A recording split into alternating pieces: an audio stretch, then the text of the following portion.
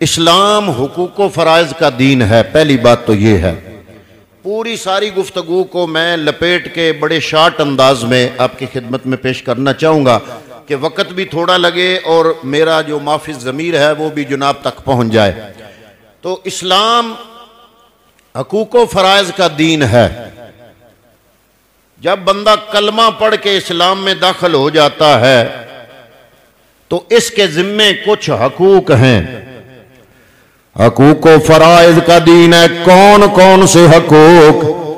फरमाया पहले अल्लाह के हुकूक, फिर बंदों के हुकूक, वालिदैन के हुकूक, हमसायों के हुकूक, असातिज़ा किराम के हुकूक, हरमैन शरीफैन के हुकूक, वालिदैन औलाद के हुकूक और भाइयों के हुकूक, हत्ता के जानवरों के हकूक, बल्कि काफरों के भी इस्लाम ने मुसलमान पर हुकूक रखे हैं। ये एक हुकूक की लड़ी है। इस लड़ी में एक हकूक है कि जिस पाक किताब की कुरान मजीद के हम इस रमजानुल मुबारक में तिलावत सुनते हैं, करते हैं और बहुत ज्यादा पढ़ते हैं, इसकी तिलावत करते हैं। इस पाक कलाम के भी कुछ हकूक हैं। जो बंदा कलमा पढ़ता है ला इलाहा इल्लल्लाह मुहम्मदुर रसूलुल्लाह, उस पर कुरान मजीद के भी कुछ हकूक लाजम हो जाते हैं। उन हकूक में से पहला हक कुरान मजीद का ये है कि कोई गोरा हो या काला हो, अमीर हो या गरीब हो, शर्की हो या गरबी हो, अमरीकी हो या अफ्रीकी हो, बरतानवी हो या फ्रांसीसी हो, हिंदी हो या चीनी हो, अरबी हो या अजमी हो, सब इंसानों पर लाजम है कि पहला हक जो कुरान मजीद कह के वो इसको ला रैब बेऐब किताब तस्लीम करें। पहला हक कुरान मजीद का इसको ला रैब मानना, बेऐब मानना। और ये हक अल्लाह ताला ने दिबाचे में इरशाद फरमा दिया, फरमाया अलिफ लाम मीम ज़ालिकल किताबो ला रैब फी। ऐ बंदा मुसलमान, ये जो तूने किताब उठाई कुरान मजीद, इसकी तारीफ पहली ये है कि इसके अंदर किसी किस्म की कोई शकूको शुबात की गुंजाइश नहीं है। ये गलती से पाक है। ये गलती से, सारे बोलिए गलती से, ये ऐब से पाक है, ये नकस से पाक है।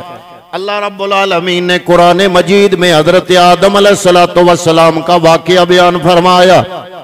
हजरत आदम अलैहिस्सलातु वस्सलाम को रब ने जो हुक्म दिया, वला तक़रबा हाज़िहि शजरा, ऐ आदम तुम और तुम्हारी बीवी दोनों ने इस दरख्त के करीब नहीं जाना।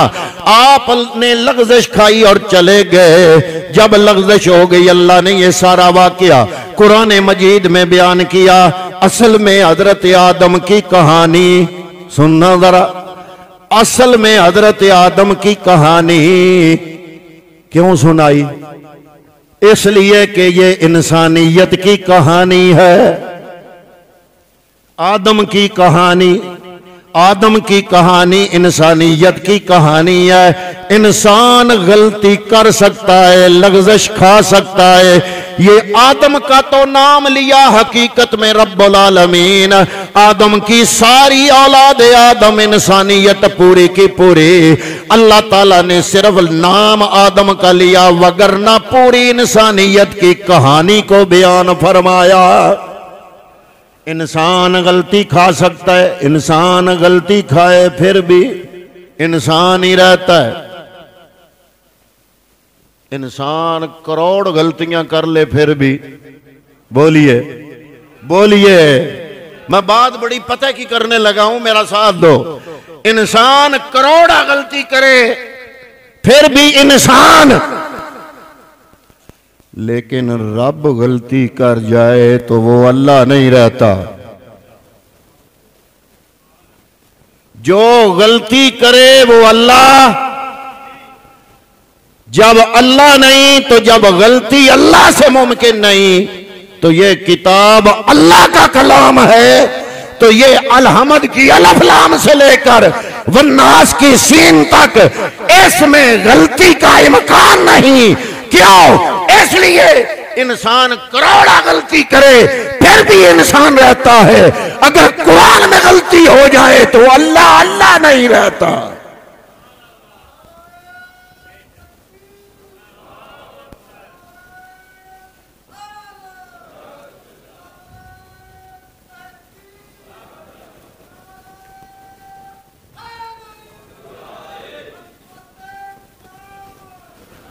कुरान में गलती का मतलब है खुदा न खास्ता अल्लाह से गलती हुई, कलाम अल्लाह का।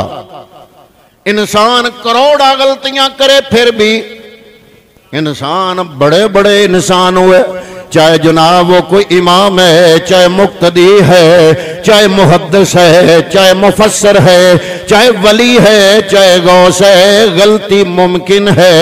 सिर्फ गलती से पाक मासूम इंसानों में सिर्फ अंबिया का गिरोह है, बाकी हर इंसान से गलती मुमकिन है। और अगर वो गलती कर ले फिर भी इंसान रहता है। लेकिन ये कलाम कलाम इलाही है, इसमें अगर गलती हो तो ना ये अल्लाह का कलाम रहेगा ना अल्लाह अल्लाह रहेगा। इसलिए कलाम मजीद का गलती से पाक होना जरूरी है, ये जरूरी है। कलाम में कुरान मजीद में कोई गलती नहीं है। इसीलिए अल्लाह रब्बुल इज्जत ने एक और मकाम पे वो लोग जो इस कुरान मजीद को अल्लाह का कलाम समझने में बुखल से काम लेते थे उनको चैलेंज किया अल्लाह के कुरान ने। फरमाया व इन कुन तुम फी रैबिम मिम्मा नज़्ज़लना अला अब्दिना व तुम, अगर तुम्हें रईबिन तुम्हें शक है इसमें मिम्मा नज़्ज़लना अला अब्दिना, जो हम अपने बंदा खास पर नाज़िल करते हैं, अगर इसके मुनज़्ज़ल मिन अल्लाह होने में तुम्हें शक है, अल्लाह का कलाम होने में तुम्हें शक है, अल्लाह का कुरान तुम्हें चैलेंज कर रहा है, फातू बेसूरतिम मिन मिस्लिही वदऊ शुहदाअकुम मिन दूनिल्लाहि इन कुंतुम सादिकीन। फरमाया अपने मददगार बुला लो, अपने गवाह बुला लो। अगर तुम्हें मुनज़्ज़ल मिन अल्लाह होने में कुरान के अंदर कोई शक है तो इस जैसी सूरत तुम बना के लाओ। बड़े फसीह हो, बलीग हो, बड़े बड़े तुम में शायर है, बड़े बड़े तुम में अदीब है, साहिब ज़बान हो, तुम्हें बड़ा नाज है अपनी ज़बान पर। खुद को तुम अरब कहते हो, अरब का मतलब है बोलने वाला। अरब के अलावा जितने इंसान है तुम उनको अजम कहते हो, अजम का मतलब है गूंगा। तुम पूरी इंसानियत को अपने अलावा गूंगा कहते हो, खुद अपने आप को अरब यानी बोलने वाला कहते हो। तुम्हें अपनी जबान दानी पे बड़ा नाज है, अपनी बोल चाल पे बड़ा नाज है, तो तुम्हें कुरान चैलेंज कर रहा है, चैलेंज कर रहा है। अगर तुम्हें शक है कि ये कुरान जो अल्लाह ने महबूब पर नाज़िल किया ये मुनज़्ज़ल मिन अल्लाह नहीं है, अगर तुम्हें इसमें शक है, तुम्हें शक है कि ये मोहम्मद अरबी ने खुद बनाया, अगर ये बशर का कलाम है, बंदे का कलाम है, तो तुम भी तो बना सकते हो। कुरान तुम्हें चैलेंज करता है, सारे इकट्ठे कर लो, इस जैसी एक सूरत बना लाओ। चैलेंज आज नहीं हुआ, 14 सदियां हो गई, इस्लाम के मुखालिफिन हर जमाने में उठे। बड़ा आसान था इस्लाम को झूठा साबित करना कि सारे इकट्ठे कर लेते लोग और इकट्ठे करके शायर और अदीब उनको कहते जोर लगाओ, इस जैसी सूरत बनाओ ताकि कुरान का चैलेंज पूरा करे। पर नहीं, फ़इल्लम तफ़अलू वलन तफ़अलू फत्तकुन्नार अल्लती वक़ूदुहन्नास वल हिजारा। अल्लाह के कुरान ने पहले चैलेंज कर दिया, फिर दूसरा चैलेंज कर दिया। फरमाया रब चैलेंज कर रहा है, तुम नहीं कर सकते, बल्कि क़यामत तक जोर लगा लो, कुरान जैसी सूरत नहीं बना सकते। तो पहला हक क्या है? इसको ला रैब मानना। दूसरा हक इस कुरान का ये है कि इसकी तिलावत करना। कुरान मजीद की तिलावत करना, इसमें कोई शक नहीं, इसकी और बड़ी तफसीलात हैं, लेकिन मैं वो सारी तफसीलात छोड़ता हूँ। आज आके रिजल्ट यही निकलता है कि जिस किताब में गलती हो वो अल्लाह का कलाम नहीं, और अगर इसमें गलती हो तो फिर अल्लाह अल्लाह नहीं रहता, अल्लाह का कलाम नहीं रहता। इसलिए पहला जुमला ही यही है, ज़ालिकल किताबो ला रैब फीह, इसके मुनज़्ज़ल मिनल्लाह होने में कोई शक की गुंजाइश नहीं है।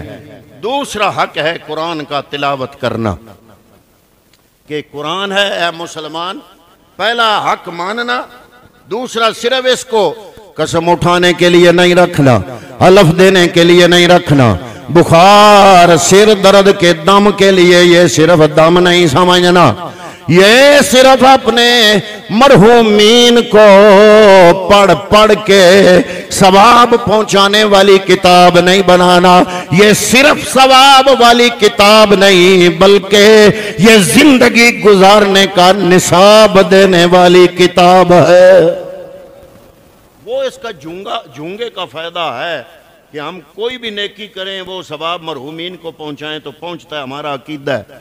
लेकिन इसका ये मिशन नहीं है, इसका ये मकसद नहीं है। क्या ये सिर्फ दम के लिए नहीं आया, ये सिर्फ अदालतों में धक्के खाने के लिए नहीं आया। हर कूड़ा सच्चा झूठा अपने सर पे इसको रख देता है, इसके लिए ये कलाम नहीं आया। ये सिर्फ दम दरूद के लिए नहीं आया। या अल्लाह किसके लिए आया? फरमाया इसको पढ़ो, इसको पढ़ो, इसकी तिलावत करो। फरमाया पैगम्बर अकरम सल्लल्लाहु अलैहि वसल्लम ने मन शगलहु अल कुरान अन ज़िक्री व मसलती व आतैतुहु मा एतिसाइलीन।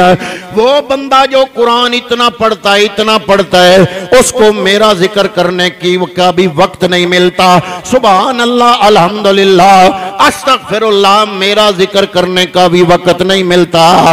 ये वक्त भी वो कुरान पढ़ता है। मुझसे दुआएं करने का भी वक्त नहीं मिलता, ये वक्त भी वो कुरान पढ़ता है। फरमाया मन शगलहु अल कुरान अन ज़िक्री व मसलती व आतैतुहु मा एतिसाइलीन। फरमाया रब्बुल आलमीन उस बंदे को अपनी बारगाह से इतना अता करता है, इतना अता करता है, जो दुआएं कर कर के लेते हैं उनसे ज्यादा अल्लाह उस बंदे को अता फरमा देता है जो दुआओं का वक्त भी कुरान की तिलावत में गुजार देता है।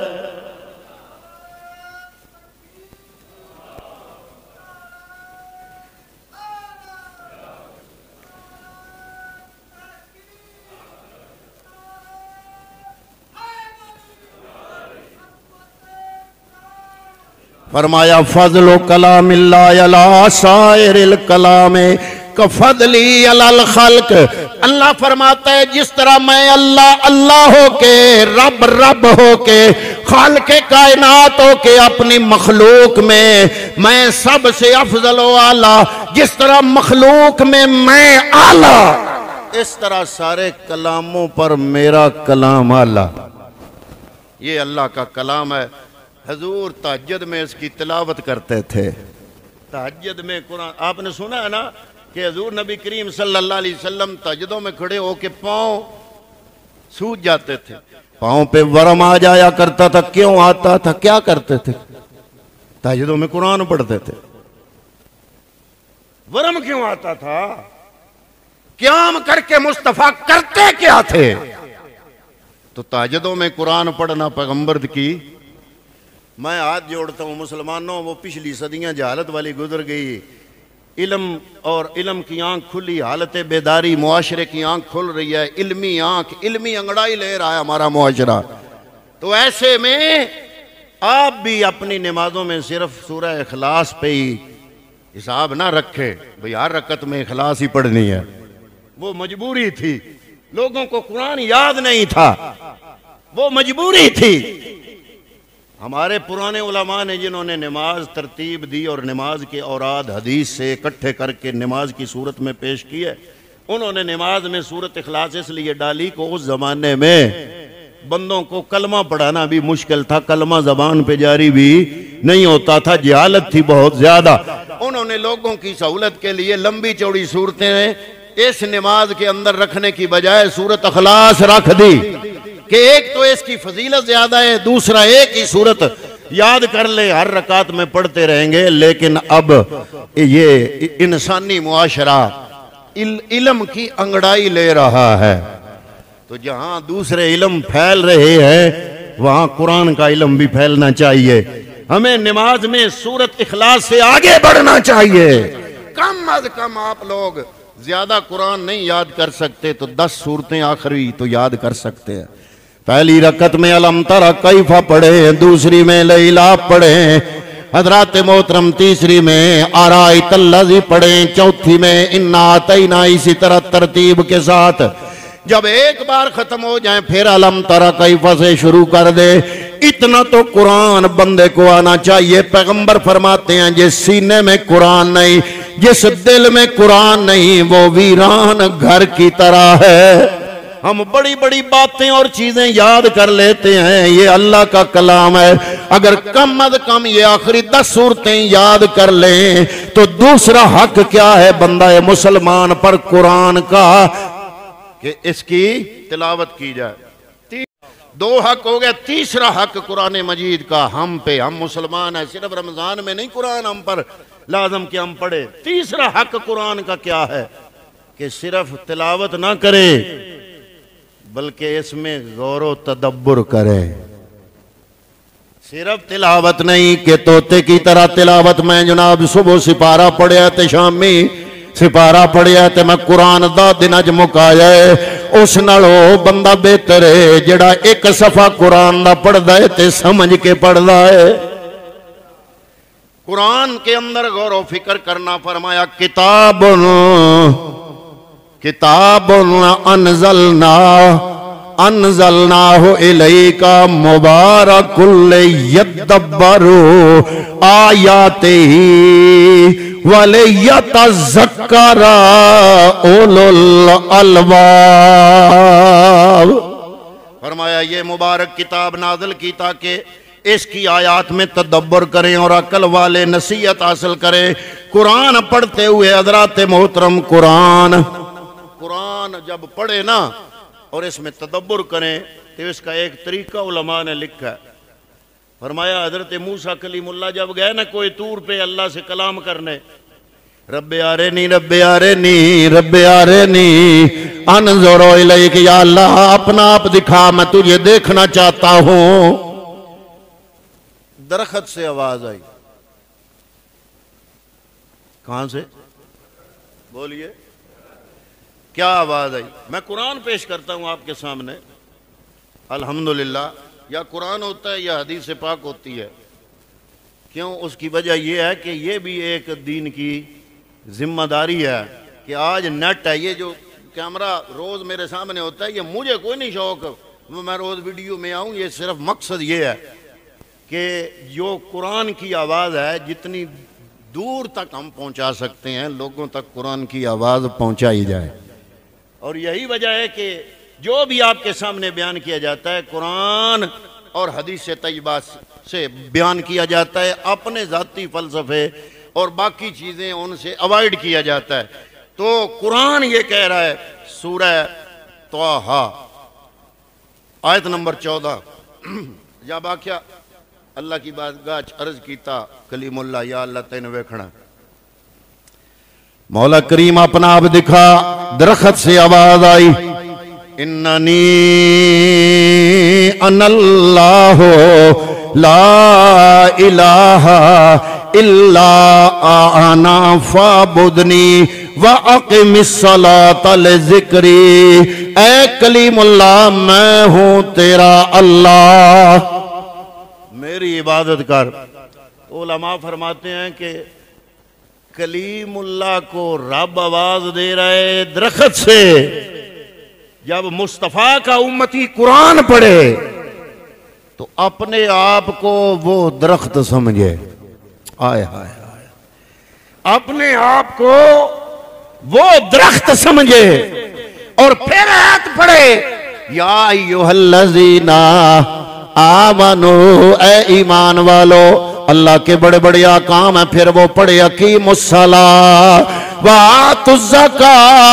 तसव्वुर करे जैसे अल्लाह कलीम के सामने दरख्त में से बोला था, जबान मेरी है, कलाम अल्लाह का है, गोया वो दरख्त मैं हूं, कलाम मेरा नहीं, रब बोल रहा है। तो फरमाया खुद को और नहीं तो वो दरख्त समझे।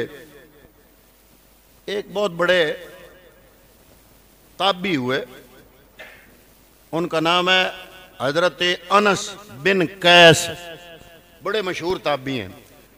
एक दिन कुरान खोला तो कुदरती सूरह अल-अंबिया की आयत नंबर 10 पे नजर पड़ी।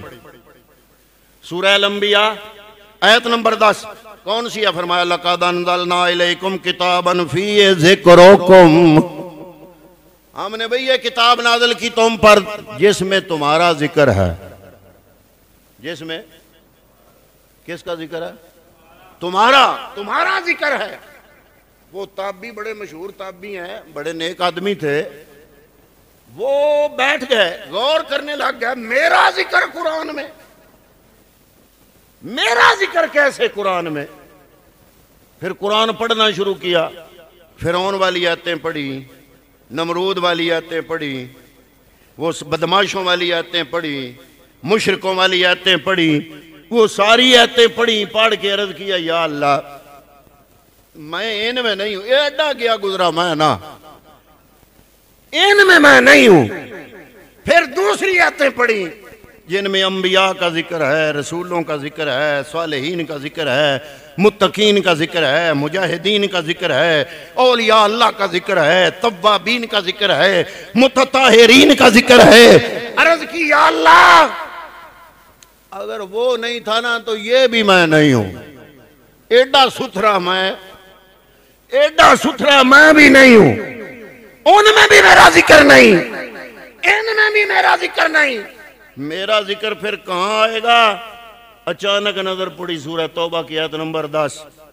फरमाया वाखरूना तरफू बेज़ुनूबिहिम, वाखरूना तरफू बेज़ुनूबिहिम खलतू अमलन सालिहन। आखिर में कुछ लोग आएंगे, कुछ नेकियां भी होंगी, उनके दामन में कुछ गुनाह भी होंगे। खलतू अमलन सालिहन, कुछ बुराइयां खलत मलत, कुछ जनाब गलतियां, कुछ लग़ज़िशें, कुछ नेकियां, कुछ परहेजगारियां। व आखरा सय्या, और कुछ बुराइयां भी होंगी। पुकार उठे, ये आयत पढ़ते ही पुकार उठे, या अल्लाह तेरा कलाम सच्चा है, हाज़ा जिक्री, ये है मेरा जिक्र, ये है मेरा जिक्र। या अल्लाह मैं वाकई इसमें हूं। तो हमारा जिक्र इसमें है कि अल्लाह रब्बुल आलमीन ने ये किताब जो हमें दी, ये तब हमें पता चलेगा कि इसमें किस किस का जिक्र है, जब इसके अंदर हम क्या करेंगे? गौर व फिक्र करेंगे। कुरान करीम का चौथा हक, 3 हक बयान कर दिए बड़ी जल्दी जल्दी। चौथा हक, पहला इसको लारैब मानना, फिर इसकी तिलावत करना, फिर इसमें तदब्बुर करना, समझने की कोशिश करना। 3 चौथा हक, जो समझा है उस पर अमल करना। बरोज़े क़यामत अल्लाह रब्बुल आलमीन की बारगाह में पैगम्बर अकरम सल्लल्लाहु अलैहि वसल्लम एक मुकद्दमा पेश करेंगे। वो मुकद्दमा बड़ा सख्त है जो पैगम्बर अकरम अल्लाह की बारगाह में करेंगे। हमें शफाअत वाली आयतें और हदीसें याद हैं, तो ये भी याद रखना चाहिए। हजरात मोहतरम, हम ये समझते हैं ना, यह कुरान खुला हो ना, आप में से कोई बाहर उसने जाना हो तो कुरान यहाँ खुला हो, वो उल्टे पैर जाएगा कि अगर सीधा मैं उधर मुंह करके वापस गया बाहर तो मेरी पुश्त कुरान की तरफ होगी। हालांकि ये पुश्त हो भी जाए तो इतना गुनाह नहीं, जो पुश्त हमने की हुई है कुरान की तरफ वो करना गुनाह है। कुरान यहां खुला हो, बंदा बाहर जा रहा है तो उल्टे पांव जा रहा है, अगर वो सीधे पांव भी जाए, ये पुश्त हो भी जाए तो हर्ज नहीं, लेकिन कुरान भी पढ़े ज़कात भी ना दे, ये पुश्त है। कुरान भी पढ़े नमाज भी ना पढ़े, ये कुरान की तरफ पुश्त है। कुरान पढ़े हमसायों को सताए, ये कुरान की तरफ पुश्त है। कुरान पढ़े वालिदैन को तंग करे, उनके हकूक अदा न करे, ये कुरान की तरफ पुश्त है। वादा पूरा ना करे, ये कुरान की तरफ पुश्त है। अपनी दुकान पे बैठा है, चीजों में मिलावट करे, पीछे से कंपनी वालों ने लोगों की सहूलत के लिए अगर एक पैकेट में 3 साबन की चक्कियां मुंह धोने वाली भेजी हैं कि लोगों की सहूलत हो, तो दुकानदार वो 3 अलग अलग करके एक एक के पैसे पूरे पूरे ले, ये फ्रॉड करे। पीछे से कंपनी पूरे पैक को, बाज़ औक़ात उनकी मुख्तलिफ प्रोग्राम होते हैं अपनी चीज़ों को इंट्रोड्यूस कराने के लिए, वो एक चक्की जितने की देते हैं, बाज़ औक़ात एक पैक में 3 भर के उतनी कीमत में ही देते हैं ताकि अवाम इस्तेमाल करेगी। हमारे दुकानदार क्या करते हैं, किसी और जगह मैंने नहीं देखा, यहां मैंने खुद देखा, मुझे अपना जाती तजर्बा हुआ कि उन्होंने वो सारी चीजें अलग अलग करके एक एक को वाहिद वाहिद कीमत लगाई। फ्रॉड है। कुरान पढ़े और ये फ्रॉड करे, ये कुरान की तरफ पुश्त है। कुरान पढ़े मिलावट करे, ये कुरान की तरफ पुश्त है। हम ये समझते हैं कि आ जड़ी कंड है ना, ये ना होवे, दूजी कंडा सारियां कर छड़ियां ना सा कुरान नाल, दूजियां सारियां कंडा साड़ियां कुरान नाल। लेकिन असा समझिए ना हजरात मोहतरम, कुरान करीम का ये हक है कि उस पर अमल किया जाए। कुरान का 5वां हक फरमाया, सिर्फ अपने तक न रखो, दूसरों तक पहुंचाओ। जो कुरान समझो वो दूसरों तक पहुंचाओ। दूसरों तक पहुंचाने का ये जरिया, हम यहाँ पे जो दर्स कुरान सुबह देते हैं, सुबह मैं देखता हूँ 2-2 हज़ार 3-3 हज़ार उसके व्यूज़ होते हैं। यहाँ पूरा हाल फुल है, चलो 200 बंदा नहीं 300 बंदा होगा वो सुनेगा। अगर नेट पे चलेगी, कुरान का पैगाम है, 2-2 हज़ार 4-4 हज़ार या 6-6 हज़ार या 7-7 हज़ार लोग देखेंगे। जितने जोगे आप हैं उसका पैगाम लोगों तक ज़्यादा से ज़्यादा करें। खैरुकुम मन तअल्लमल कुरान व अल्लमहू। आज दुनिया, आज की इंसानियत प्यासी है, शदीद प्यासी। ये प्यास इंसानियत की, आज की प्यास दौलत से नहीं बुझने वाली, ये प्यास फहाशी और यानी से नहीं बुझने वाली। इस प्यास को सहूलियात की कसरत नहीं बुझा सकती। ये प्यास जो इस वक्त इंसान को लगी है, ये प्यास रूहानी प्यास है, ये सिर्फ कुरान बुझा सकता है। तो इस कुरान के जामे तहूर से पूरी इंसानियत की प्यास बुझानी चाहिए। 5 हक बड़े जल्दी जल्दी में बयान किए। 6ठा हक कुरान का आखिरी 6ठा हक है, बड़ा औखा, लेकिन बयान तो करना है। 6ठा हक जो है, इज्तिमाई जिंदगी में कुरान का हुक्म नाफज हो। कुरान सिर्फ अदालत में हलफ देने के लिए ना हो, पार्लियामेंट में आईन साजी करने के लिए भी हो। कुरान आईन साजी, यहां जहां आईन साज इदारे है वहां कुरान को सामने रखा जाए, इसकी तफहीमात को रखा जाए, वो बिल पास किए जाएं जो कुरान पाक के मंशूर के मुताबिक है। हमारी जो मुआशरती और इज्तिमाई जिंदगी है, इस जिंदगी में इस कुरान का निफाज किया जाए। ये सिर्फ गरीब की झोंपड़ी में ना रहे, ये बादशाह के महल में भी नजर आए।